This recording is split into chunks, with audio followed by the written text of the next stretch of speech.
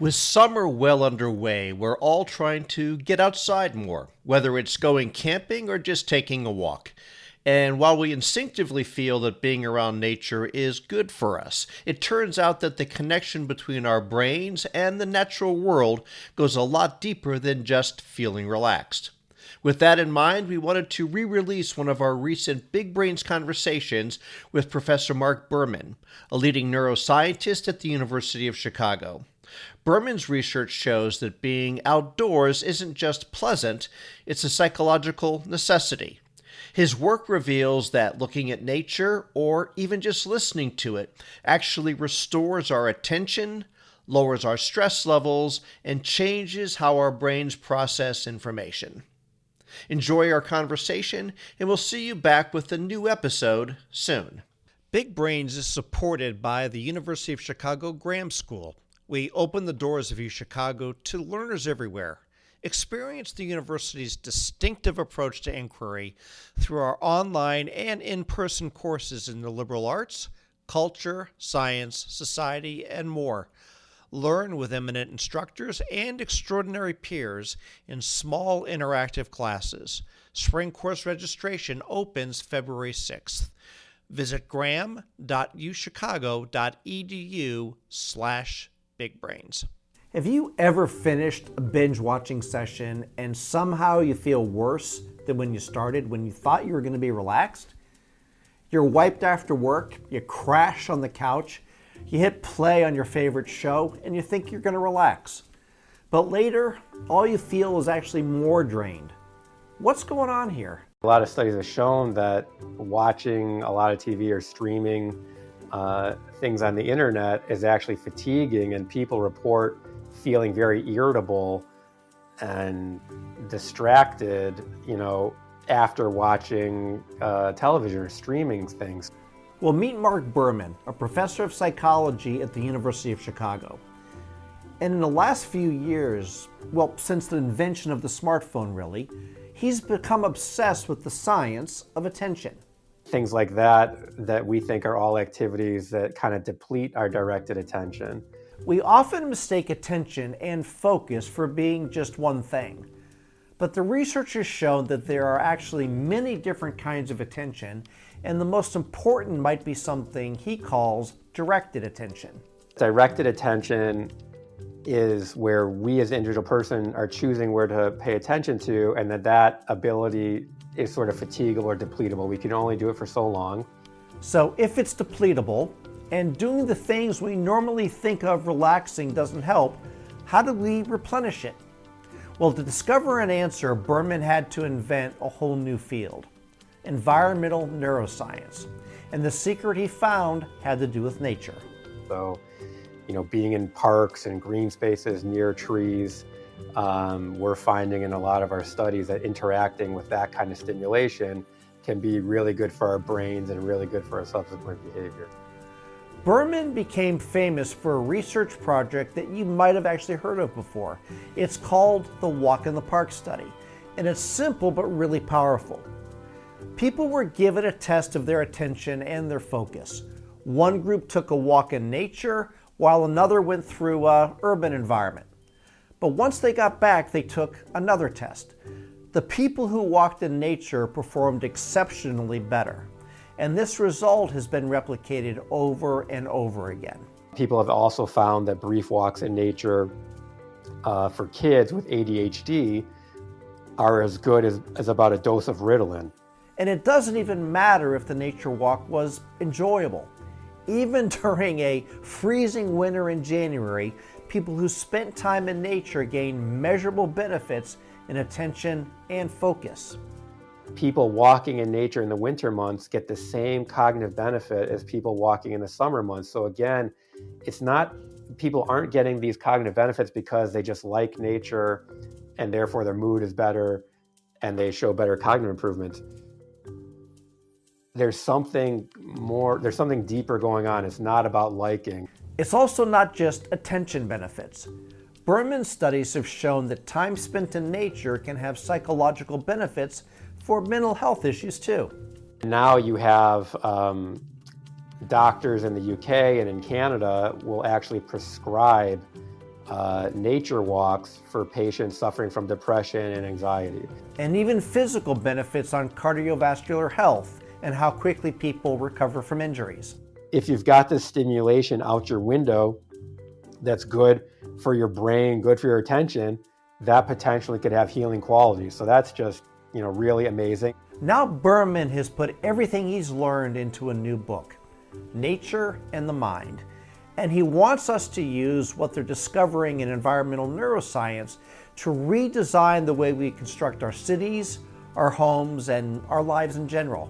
You don't often hear people say, wow, that building really made my working memory or my attention better. Or, wow, going to this school and the structure of the school made me more cooperative. And I think what we're learning is that there's a lot of aspects of the physical environment that can increase our attention, can increase our memory, can increase our cooperation. And one of the physical elements, environments that tends to do that tends to be these natural environments. From the University of Chicago Podcast Network, welcome to Big Brains, the show where we explore the groundbreaking research and discoveries that are transforming our world. I'm your host, Paul Rand. Join me as we meet the minds behind the breakthroughs. On today's episode, the science of how nature improves cognitive, physical, and social well-being. All right, well, super. Well, Mark, I actually was kind of hoping you'd be sitting in the middle of a forest today, but not so lucky. Yeah, I can't get the Wi-Fi there. I got you. Well, one of the things that we are definitely hearing a lot of talk about is the lack of attention that we all have these days, and that whether it's social media or the many demands on our attention, it is radically impacting what we do and how we pay attention, but also how we interact with each other. We think attention is just really critical. And I think when a lot of people understand that attention is important, but I think when people talk about attention, they think about kids wiggling in their chairs, not able to focus in school, or, Right. Maybe not being able to focus at work. But we think that attention is sort of critical to kind of good human functioning kind of more globally, that in order to be less impulsive, in order to meet your goals, in order to plan well for the future, you need to have a lot of attention. And one of the reasons why we think interacting with nature is beneficial is that we think that interacting with nature can restore our ability to direct attention. So one of my mentors, Steve Kaplan, he came up with this idea of attention restoration theory, that humans kind of have two kinds of attention. One kind of attention is called directed attention, Okay. where you as an individual person decide what you're going to pay attention to. So presumably, Paul, you're deciding to pay attention to what I'm saying, but you could probably find other things in the environment that are more interesting than what I'm saying. And it's That's thought not that true in the slightest, Mark, whatsoever. and it, unfortunately, this ability of humans to direct their attention, we think is fatigable or depletable, that we can only sort of focus our attention or direct our attention for so long. That's different from another kind of attention that we call involuntary attention. And that's the kind of attention that's automatically captured by interesting stimulation in the environment. So bright lights, loud noises, those things automatically capture our attention, and we don't really have a lot of control over that. So the idea is, if we can find environments that don't place a lot of demands on directed attention while simultaneously activating this involuntary attention, we might be able to restore or replenish this precious directed attention resource. Well, one of the quotes that you talk about is that directed attention is central to our humanity. So if indeed that's true, are we at risk if we pay less attention to something that's central to our humanity? Yeah, some of the telltale signs of fatigue directed attention are irritability, being unable to concentrate. People might be getting a little bit more aggressive, Okay. not having a lot of impulse control. So we think it could underlie a lot of different problems if you're not sort of giving yourself these breaks of that involve involuntary attention. If you're constantly trying to push directed attention to its limit, there's going to be consequences to that. Okay, I'm going to go deeper in just a moment on this concept of interacting with nature, but I want to get another baseline term onto the table here, and this is one that you also spend a lot of time talking about, which is soft fascination. Can you expand Yeah, on that for me a little bit? yeah, absolutely. So there's two kinds of ways to activate involuntary attention. Okay. So one way, which we call soft fascination, would be like if I look at a waterfall, it's really interesting, it captures my attention. I typically don't say, wow, I'm too tired, I can't look at that waterfall Right. anymore. Our involuntary attention is automatically captured by that waterfall, but you can still kind of mind wander and think about other things while you're looking at the waterfall. If I'm walking in Times Square, wow, that's also really fascinating, really interesting. It captures my involuntary attention, but it sort of does so in a very harsh, Got it. all-consuming way. I can't really mind wander or think about other things while I'm in Times Square. So we think it's critical that the kind of stimulation that captures involuntary attention be softly fascinating. And we think that many natural stimulation, like waterfalls, rivers, leaves swaying in the wind. One thing I guess I would say too is that nature is not necessarily the only kind of stimulation that might be softly fascinating. It's possible, like Okay. walking through a museum with really beautiful artwork could be softly fascinating. Maybe going to the symphony could be softly fascinating. Maybe even reading certain books or something like that could be softly fascinating. So it's any kind of activity that sort of activates involuntary attention in ways that aren't sort of all consuming.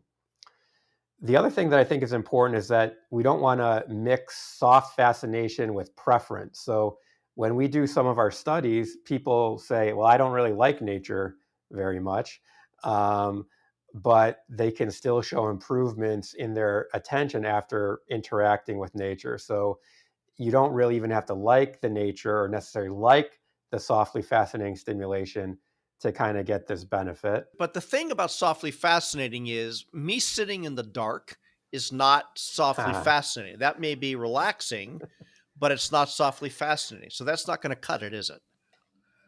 No, and in fact, Tim Wilson and Dan Gilbert and some other people did some studies where they had people sit in a room alone, and people really hate that. In fact, some of the students in their studies were willing to administer themselves electric shocks to not be alone with their thoughts. So sitting in a dark room is boring, and boredom is fatiguing. So this process of soft fascination is an active process. We're not saying don't do anything. But you said something that I want to pull on a second. Many people, you said, are so uncomfortable being alone with their own thoughts that they'd rather give themselves an electric shock. Tell me about that. And I'm not surprised, but you don't really ever hear it articulated that way. There could be a lot of reasons for that. Um, Oftentimes when we're kind of in quiescence, you might start to ruminate and think about problems and things like that. But that can actually be useful.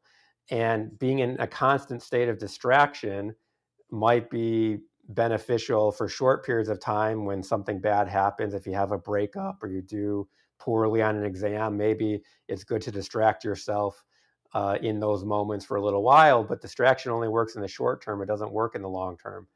It's kind of interesting that we've done studies with participants who have clinical depression. And we thought initially, well, maybe if you send a person who's got depression on a walk alone, they're just going to ruminate on their problems and they're going to be worse off. But we actually found just the opposite, that the results were even stronger for participants with clinical On the positive depression. And it side, wasn't stronger. on the Yep. positive side, yes. And it wasn't that they were not thinking about their problems. It may be that, again, when you go out in nature, if you're restoring your directed attention, you may be giving yourself the cognitive resources necessary to kind of think about your problems. And it takes resources, it takes energy, it takes cognitive energy to think about these problems. We talked a little bit about folks that were either not depressed or depressed, going and taking the walks and being in nature. But you also kind of really dig into this idea that the benefits, there are mental health benefits, not just attention benefits of coming from a walk in nature. Explain those a little bit more for me. Yeah, and we think that it's all kind of tied together. So, people with depression have really strong attentional problems. It's very hard for people with depression to focus. And so when we did our study with participants with depression, we actually found that their attention and their working memory performance increased quite a bit after the walk in nature, maybe breaking this kind of ruminative cycle that they're sort of in. The linkage between nature and health is not necessarily a new concept. I know you talked about in your book even a study back in the 70s with a man named Ulrich, and there was also some Yes, studies done on cancer and health and walking in nature. yes, Can you talk about those a little yes. bit? Yeah, so the Roger Ulrich study is really amazing. So Roger Ulrich, this was a study in the 1980s. He looked at a single hospital corridor in a Philadelphia hospital, Okay, and the rooms along this corridor have different views. Some of them have views of modest nature, like some trees and some shrubs. Others have views of like the hospital turning in, so they get like a got it. view of a brick wall. And what Ulrich found is that patients who are recovering from gallbladder surgery, if they had the view of nature out their window, they recovered from gallbladder surgery a day earlier and they used less pain medication than the people who had the views of the brick wall. Patients are just randomly assigned to the different rooms. They don't really get to choose what rooms they're going into. So it's not like people who are wealthier or healthier or more educated get the nature views. And yet, these views had a significant impact on healing. The question here is, what in the world is the mechanism? It's not likely that it was about air quality or exercising or something else. It's something about the aesthetic of nature. Processing that aesthetic of nature has these healing benefits. So it's this strong mind and body are very connected. Hospital designers are taking Roger's work seriously and they're trying to get more nature into hospitals. But of course, you have to make sure that the hospital is clean and things like that. But I think it's a really, really important topic. Bernadine Simperin, she's done studies with breast cancer patients, and she found patients recovering um, from chemotherapy, if they went in nature, I think again, she was doing about 2 hours a week. That could be gardening or walking in nature. Um, these participants recovered faster from what's called chemo brain, which is like this brain fog that people typically get after undergoing chemotherapy. So their attention was much better after interacting with nature. Hmm. They were more likely to start new projects. They also had less marital conflict when they were interacting with nature versus the control group that was just doing leisure activities like crossword puzzles and things like that. And I thought about this specifically as I saw your point. The idea of simply having 11 more trees per city block is a 1% decrease in really cardio metabolic conditions that lead to stress. Yes. So in a study that we did in Toronto, we had a data set, an incredible data set that had cataloged every single tree on public land in the city of Toronto. Simultaneously, we had a health data set from the Ontario Health Study from about 30,000 people in Toronto, where we knew had people had a stroke or diabetes or heart disease. And it turned out um, if you had 11 trees of average size per city block, that was related to a 1% reduction in these cardiometabolic disorders. And you might be thinking, wow, that sounds pretty modest. 1% doesn't sound like very much. But to get that 1% decrease in cardiometabolic disorders economically, you'd have to give every household on that city block about $20,000 Hmm. and have them move to a neighborhood that was about $20,000 wealthier or make people about 1.5 years younger. The You've mentioned some of the other guests we've had on Big Brains, and one that keeps coming to mind is a fellow by the name of Jens Ludwig, who I'm sure you Yes. know, and who's done research on the environment that people are living in Yes. and how that ends up impacting the level of violent crime. And Yes. I'm sure you're familiar with his work. Can you Yes. talk about this a little bit in relation Yes. to some of those things? Yes. And I'm really glad you asked me about this, Paul, because I always think about Yen's work a lot and how some of this work might relate to crime. So the trees have this significant impact on health. Other people have actually found trees have this really amazing impact on aggression and crime. So Ming Kuo and Bill Sullivan did amazing studies in Chicago public housing projects, like the Robert Taylor homes, which are no longer Around. Yep. around.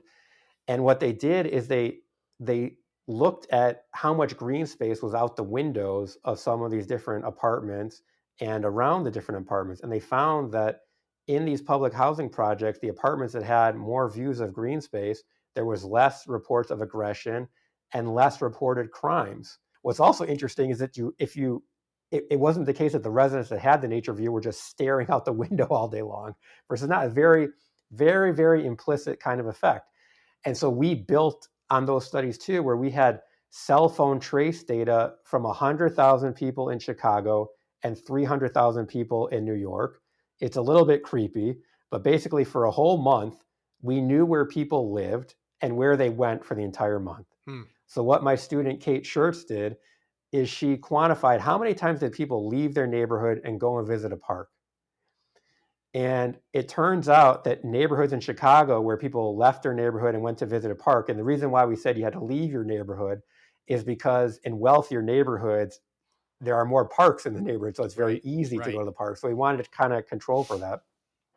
So it turns out that in neighborhoods where people leave their neighborhood more often and go and visit a park, that correlates with less crime in those neighborhoods, even when we control for age, education, income, and ethnicity.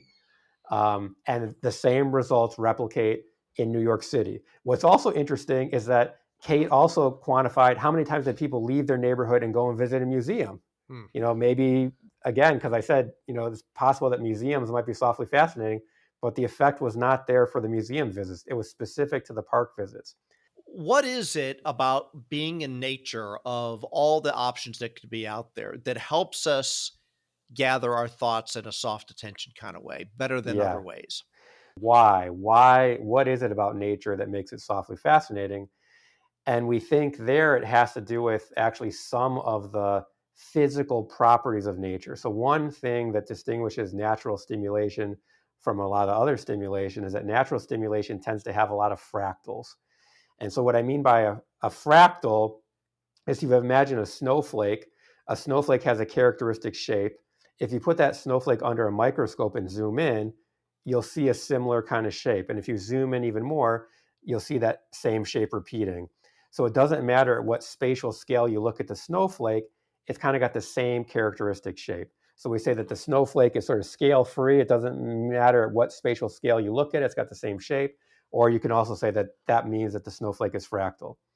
Well, fractals and the scale-free structure are abundant in nature. Okay. Trees have this fractal structure. Mountains have this fractal structure. Coastlines have this fractal structure. And we think that that kind of stimulation is actually easier for our brains to process. Maybe because it's got this repeated pattern, you can kind of just save the pattern and throw everything else out.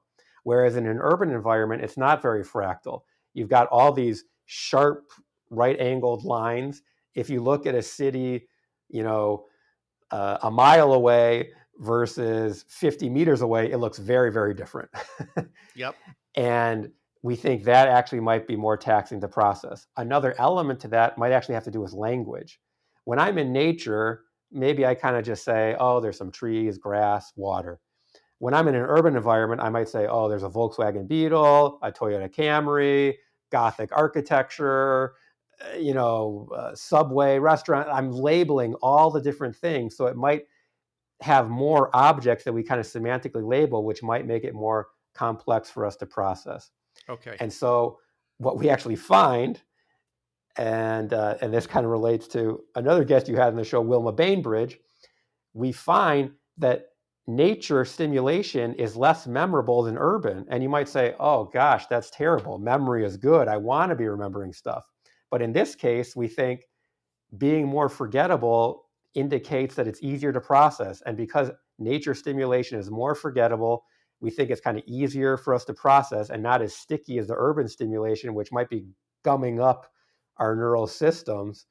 But we also did something else that's kind of interesting. And you and the listeners might be familiar with JPEG compression. So that's an algorithm that your computer uses or your Yes. phone uses, where you have an image that might be, 100 megabytes, but you don't actually need all the information. You can compress the image down to fewer bytes. Maybe you can compress it down to 10 megabytes to save room on your computer or your iPhone. And your human eye can't really tell the difference between the full resolution image and the compressed image.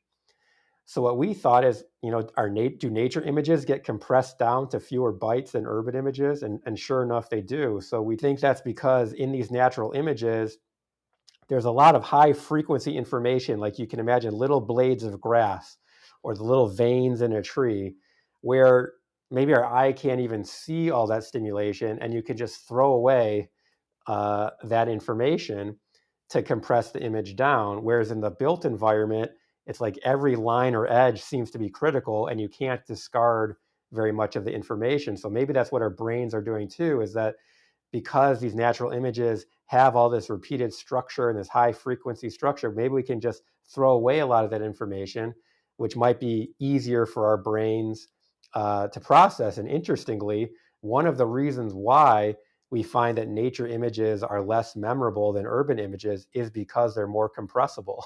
So because you can compress the nature images down into fewer bits, we think that might be a reason why they're less remembered.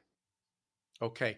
One of the things that absolutely surprised me from your research is that some of these benefits could actually be received by actually looking at a picture of nature or a nature book rather than actually being in nature. That's Right. that's kind of baffling.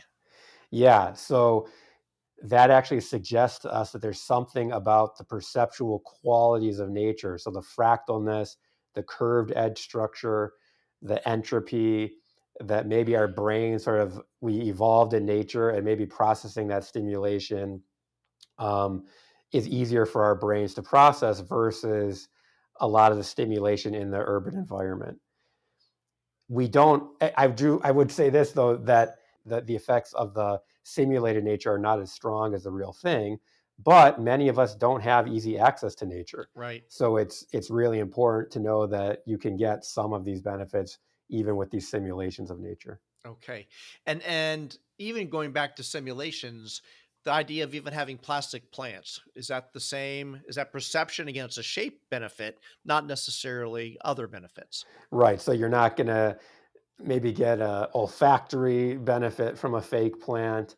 But there have been studies to suggest that even artificial nature in indoor environments uh, can be beneficial. In my office right here, I have a fake plant behind me. I don't have good enough sunlight in my office to have a real plant. And people have shown that the artificial nature can lead to some of the same benefits. Again, they're probably attenuated. It's probably Okay. not as good as the real thing, but it's better than nothing. Okay. You mentioned the plants behind you, which are not real. So here you are working to control what's in your environment. If you were going to give advice to maybe civic planners, architects, or even people in setting up their own homes, where would you be guiding them? Yeah. So let's start first, maybe with the individual person. So I think that's where you want to be really mindful about whether you're in a directed attention fatigue state and you can't concentrate. Don't scroll your social media feed. Don't start streaming. That's when we want you to take a walk Okay. in nature. You say, okay, well, Mark, I don't have easy access to nature. Then look at some pictures of nature. Maybe watch a nature video. Maybe listen to nature sounds. Those all will have some benefit. Okay. Then I think, for schools and workplaces, we want to be, and in our homes, we want to be getting more nature in our homes. So we want to have more plants in our homes. They're starting to have these like green walls where you can hang natural plants on the Right, wall. right. You can even have artificial green walls. But also we have to do in things like schools and workplaces, we have to give people time to interact with this. So I get kind of annoyed sometimes. They're always trying to cut back recess time in schools, and it might actually be more beneficial or productive to have 6 hours of instruction and 2 hours of a break in nature for kids than to have 8 hours straight of instruction. The kids might actually learn more. Right. And so I think the same thing applies in workplaces. You want to be giving your employees some ability to restore their directed attention in the workday. In terms of cities, it's not enough just to have the green space there. It can't be too noisy. You can't have too much car traffic. You need to sort of keep that green space away from all of those things that are going to take directed attention. So if I had $1 billion, I would put all the cars underground in those places and make them more pedestrian friendly. But I think what we want to do, so we want to have more green spaces, but they need to be safe, and people need to be able to access them in ways where they can really soak in the nature and not be distracted by other stimulation. Over the weekend, my wife and I were at a breakfast restaurant, and one of the walls, it was painted a very earth green, and one of the walls had beautiful palm plants wallpaper on it. So much so that we talked about it for a while and even asked the owner, why and how did you come up with this concept? And he went on to talk about, how they designed it to feel relaxing. Hmm. Is the insights that you're getting, and maybe it's a known thing at this point, but is the insights that you're getting, whether it's in design or architecture or structure, becoming part of the way that we're helping set up our living spaces? I hope so. There is now this movement called biophilic design where you try to mimic the patterns of nature in the built environment. Okay. But Biophilic design. biophilic design. Okay. However, to me, it hasn't really taken a great hold. I would expect then that all of our built spaces, we'd be doing this everywhere. We'd be doing Right. this in schools, workplaces, that our homes, that we would be just changing everything to have this biophilic design. And that hasn't really happened yet. I think part of it could be cost, that maybe building in this way could be, more Sure. costly. For example, I'm not sure we could build the University of Chicago quad today. But I think another part of it is that I think people think of these kinds of things, these kinds of designs as an amenity and not a necessity. That, yeah, it would be nice if we designed that way, but we don't really need it. And I think what we're trying to say in this research, in our research, is that actually this may be more of a necessity, that we can't be our best functioning selves without this. But I think to really take it to the next level, I think we're going to have to really quantify these things and say, look, if you increase the biophilic design of this school, the kids are going to learn X amount better, and that's going to lead to X amount more economic growth, or this much less aggression, or this much better physical health. And we're getting there, but I think we haven't quite filled in all the gaps yet to make a strong, convincing argument. But I think we're starting to do that now. Today's episode of Big Brains is supported by the Court Theater, Hyde Park's Tony Award-winning theater located on the University of Chicago campus. Here, timeless stories speak to today's world. From Sophocles to Tom Stoppard, Carol Churchill to Anton Chekhov, and August Wilson to Tennessee Williams. When you're at Court Theater, you know you're going to see something bold and provocative, something that will move you and make you think. You know you're going to get a great theatrical experience unlike anything else, one that only could happen on the south side of Chicago. Reimagine what classic theater can be. Visit Court Theater, that's Court, Theatre.org.